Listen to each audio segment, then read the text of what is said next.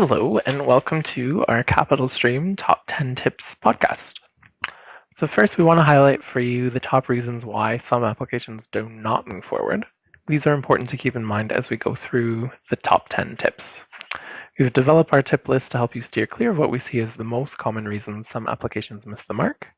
The most common reason for a capital decline is weak or no alignment with the grant result that was chosen. It is not enough to just describe the need for your project or a description of the repairs or innovations. You need to describe the impact completing the capital project will have on the people who use the space. Two other common decline reasons include no information or too little detail included in the budget notes, or a lack of an explanation of how the proposed project will benefit the community. So here are top 10 tips to avoid a capital decline. Tip number 1, focus on the people first, not just the capital activity. Determine who will benefit and how. Rather than simply saying you need funding to replace a leaky roof, focus instead on how and who the people are that benefit from completing your project. For example, you could say, after a new roof is installed, we will offer 20 new fitness programs to approximately 300 seniors per week. Tip number 2, select the grant result, priority outcome, and metric that best aligns with your project. Look for how your project lines up with one of our 9 capital-specific grant results.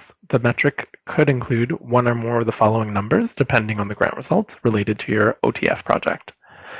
The amount of new or renovated space, either in total square feet or kilometers, the number of additional hours the space is available, or the area that's impacted in kilometers or kilometers squared. If OTF is only funding a portion of your project, only include the target metric for the OTF capital costs. OTF does not require a metric for equipment. Tip number 3, decide the scale and scope of your capital project and understand the OTF capital investment stream requirements. Again, a friendly reminder, the minimum amount is $5,000 and the maximum is $150,000. The duration of the project is a maximum of up to 1 year, and 10% of the funding will be held back to be paid upon satisfactory review of your final report.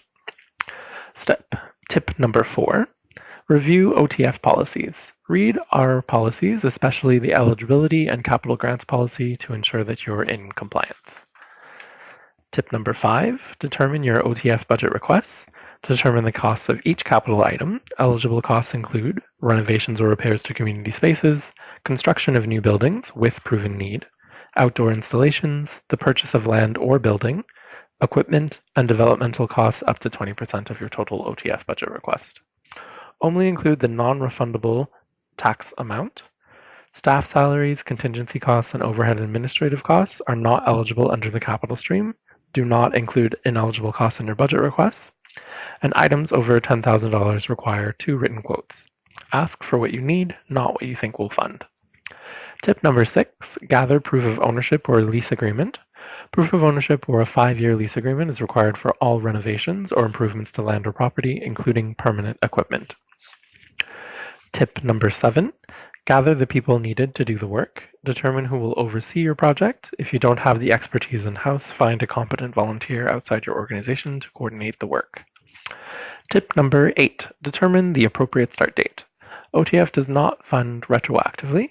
Make sure that your project start date is after January 2019, which is when we have our public announcement for capital grants. Consult our granting critical path for deadline dates for more information. Tip number 9, take photos. For all capital projects, you are required to provide at least one before photo of the area to be renovated. If you're replacing old or outdated equipment, take a before photo of your current equipment and provide a photo of what you want to purchase the after. If you're purchasing new equipment, include a photo of what you want to purchase. Tip number 10, have required documentation in place and available during the grant review process. We mean to have it in place by the time you submit your application.